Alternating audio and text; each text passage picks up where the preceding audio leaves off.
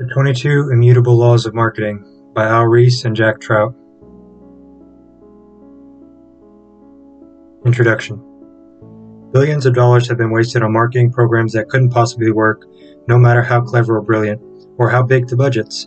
Many managers assume that a well-designed, well-executed, well-financed marketing program will work. It's not necessarily so, and you don't have to look further than IBM, General Motors, and Sears Roebuck to find examples.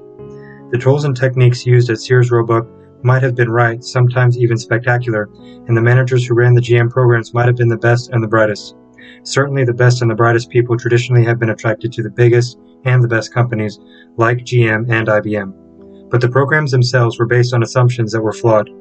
John Kenneth Galbraith, when asked what he believed was America's perception of the country's giant corporations, said that we feared corporate power. Today we fear corporate incompetence. All companies are in trouble, especially big companies. General Motors is a good example. Over the past decade, the company paid a terrible price for destroying the identity of its brands. It priced them alike as well as made them look alike. 10 share points evaporated, which translates into about $10 billion a year in sales. GM's problem wasn't a competitive problem, although competition did increase. It wasn't a quality problem either, although GM obviously wasn't delivering top-notch quality. It was very definitely a marketing problem. When a company makes a mistake today, footprints quickly show up on its back as a competition runs off with its business. To get the business back, the company has to wait for others to make mistakes and then figure out how to exploit the situation.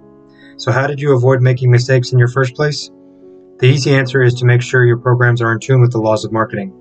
Although we have defined our ideas and concepts under the marketing banner, they are useful no matter where you are in a company and no matter what product or service your company is selling. What are these marketing laws? And who brought them down from Mount Sinai on a set of stone tablets? The fundamental laws of marketing are those described in this book. But who says so? How can two guys from Connecticut have discovered what thousands of others have overlooked? There are, after all, many sophisticated marketing practitioners and academics. Why have they missed what we think is so obvious? The answer is simple. As far as we can tell, almost no one is willing to admit that there are any laws of marketing, certainly none that are immutable. There are laws of nature, so why shouldn't there be laws of marketing? You can build a great-looking airplane, but it's not going to get off the ground unless it adheres to the laws of physics, especially the law of gravity.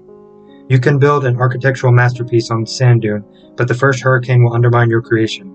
So it follows that you can build a brilliant marketing program only to have one of the immutable laws knock you flat if you do not know what they are. Perhaps it's human nature not to admit there are things you can't do. Certainly most marketers believe that anything is achievable if you are energetic enough, or creative enough, or determined enough, especially if you are willing to spend enough money. Once you open your mind to the possibility that there are laws of marketing, it's easy to see what they are. In truth, they are obvious. We have been studying what works in marketing and what doesn't for more than 25 years. What we have found in this program that work are almost always in tune with sound, fundamental force in the marketplace. In our books, articles, speeches, and videos, we have analyzed marketing principles in some detail. We have developed strategic models of the marketing process, including a physical model of the human mind, which we helped popularize under the concept of positioning. We also developed a military model of the marketplace, which assigns companies and brands to either defensive, offensive, flanking, or guerrilla modes of marketing warfare. After years of working on marketing principles and problems, we have distilled our findings into the basic laws that govern success and failure in the marketplace. We call these principles the immutable laws of marketing, and there are 22 of them. Violate them,